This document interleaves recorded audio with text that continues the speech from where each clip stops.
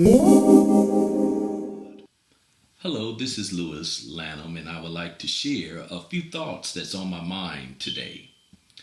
Our foreground right now is that the World Health Organization officially declared the coronavirus to be a pandemic.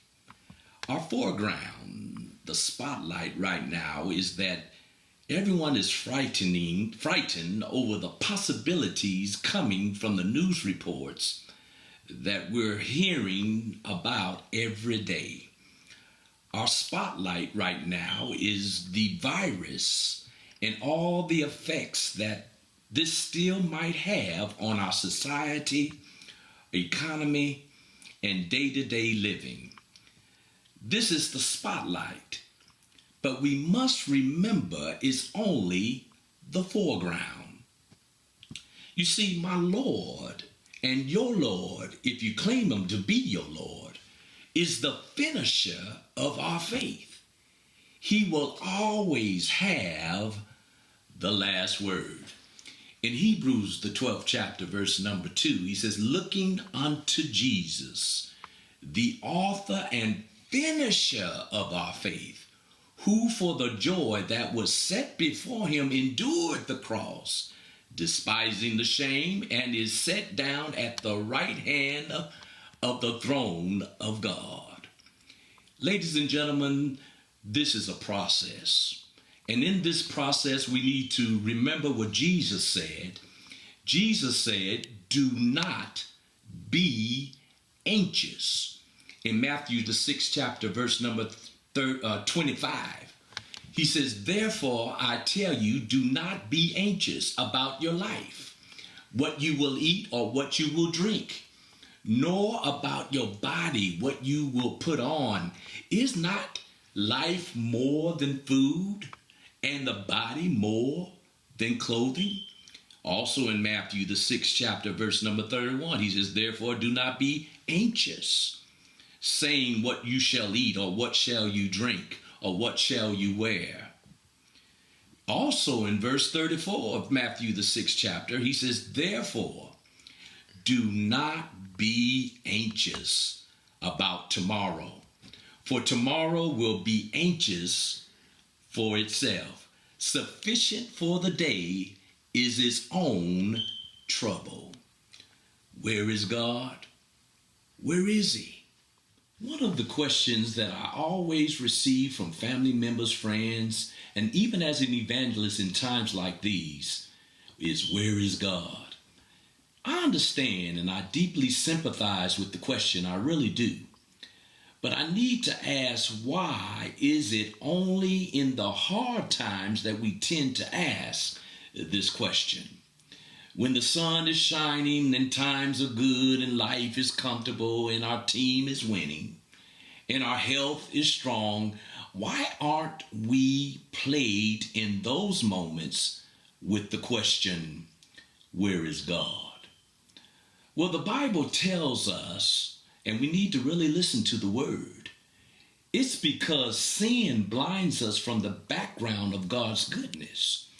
So when times are good, we tend to ignore God. But when times are bad, we tend to blame God.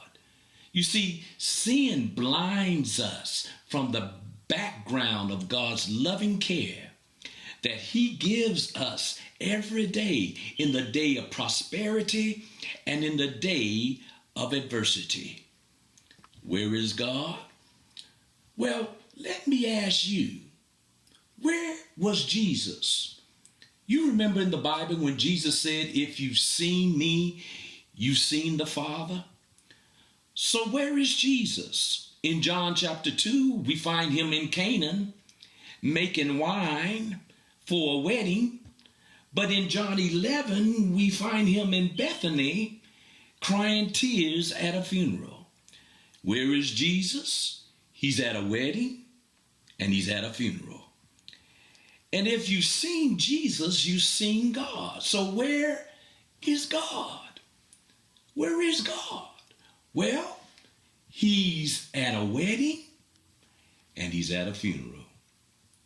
God is there in our good days and in our bad days, because he is God of a Good Friday and a God of Easter Sunday.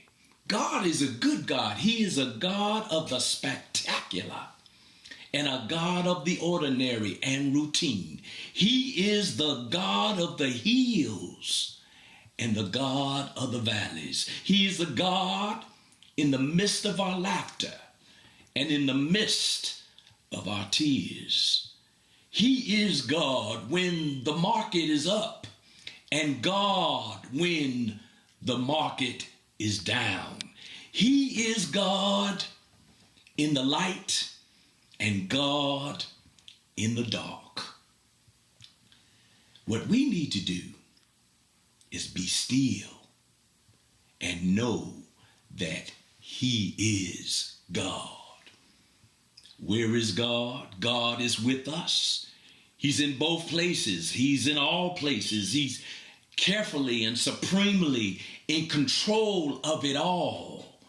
He is our ever-present help in time of need. That's the background. So the problem, ladies and gentlemen, isn't with God. The problem is with us. The problem, Jesus says, is that we forget the true background of life. One of my favorite songs in worship service is Jesus Paid It All. And this song is about how Jesus atoned for our sins, washing us clean. And in the chorus line, he says, Jesus paid it all. All to him I owe. Sin had left a crimson stain, and he washed it white as snow. It describes being complete in Jesus, clothed in his righteousness, and divinely blessed. You see, sin blinds us from the background of God's goodness in this life. But thankfully, Jesus can open up the eyes of the blind. This is the background that Jesus is calling our hearts to see with the eyes of faith. So anxiety comes from assessing over the wrong things, our immediate issues, and asking the wrong questions. What if this happens, and what if that happens? That's the question that breeds anxiety, worry, and fear, because we don't know what tomorrow will bring. Only God knows.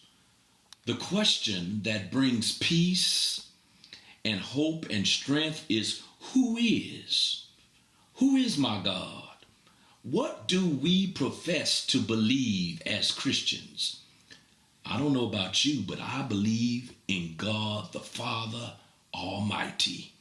That's it. That's the background of our life and faith. So what are you focused on? What questions are you steaming over and over again in your heart and mind? Do not be anxious. We're also given something to do. We're given the positive. We're given a lifestyle, a Christian lifestyle. And in Matthew 6:32, Jesus connects our anxiety with our seeking. Watch this. He says, the Gentiles, which were short in the day for the people who did not know God. He says, they're the ones seeking after these things: health, wealth, material possessions, the physical, tactful things of life. That's all they want, and that's all they talk about. And that's why they're anxious about it. As we look in the Old Testament in Isaiah 48 in the Message version, starting at verse 17, it says, with this message from God, your Redeemer, the Holy of Israel, I am God, your God, who teaches you how to live right and well. I show you what to do, where to go, If you had listened all along to what I told you, your life would have flowed full like a river, blessings rolling into like waves from the sea. What the text here is saying is Judah did not have to go into exile. Jerusalem did not have to be destroyed. And you and I don't have to fall under the traps of the devil. In short, we need to heed God's direction and we will live well. To put it in another way, to live well, we need to be happy. And to be happy, we need God. So come to Jesus. Forsake all other allegiances. Take your vow of loyalty to the King of Kings and seek first in all you do to make known his kingship over your life. Connect with the nearest church of Christ in your area. This and this alone is the way to freedom from anxiety. It is my prayer that God blesses you with strength you need to get through each day. Have a blessed day, and may the God of heaven bless you and bless you real good.